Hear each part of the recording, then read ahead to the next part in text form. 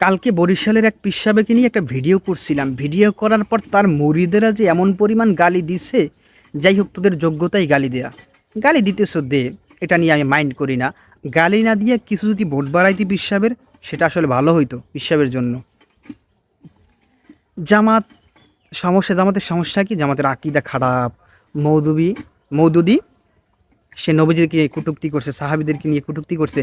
ভাই, তোর মৌদুদির মানতে কে?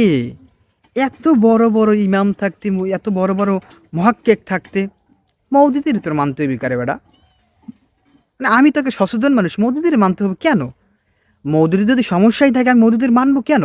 মৌদুদির খারাপ কথাটা আমি কেন নিব? মৌদুদির ভালো কথাটাই নিব। আর বলো যে আমাদের আকিদা খারাপ, আকিদা খারাপ। বাংলাদেশে আকিদা কি বেড়া? আকিদা কি বাংলাদেশে? চরমনাইয়ের কাছে শশীনের আকিদা ভালো না, কৌমিয়ার কাছে তারপর আহলে হাদিসের আকিদা ভালো না, আহলে হাদিসের কাছে আবার জামাতের আকিদা ভালো না। এরকমই আকিদা চলে বাংলাদেশে। বাংলাদেশে কেউ কাছে কারো আকিদা ভালো না। ওটা তুই আকিদা ফুডাস। যেই দরবারের 70% 80 মানুষ মূর্খ, ওরা আবার আকিদা বোঝে কি বেড়া?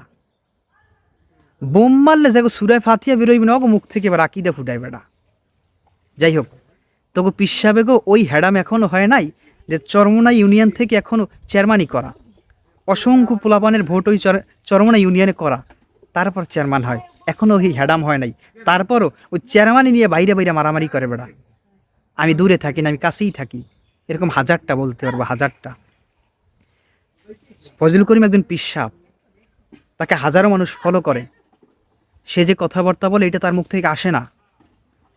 সে যে কথাবার্তা বলে এটা তার মুখ থেকে আসে না। সে রাজনৈতিক ব্যক্তি থেকে, সে একজন আলেম, একজন পিসাব, যা মন চায় তা বলে, এটা তার মুখ থেকে আসে না। মার্জিত ভাষার কথা বলা উচিত। এখনও তার এই বিভ্রান্তিমূলক কথা নিয়ে আমরা মানে মানুষের সাথে ডিবেট করতে হয়, কারণ সে একজন আলেম, তাকে বাঁচানোর জন্য। এই হলো অবস্থা। যাই হোক, তোরা তো মূর্খ, তোরা আর কি বুঝবি?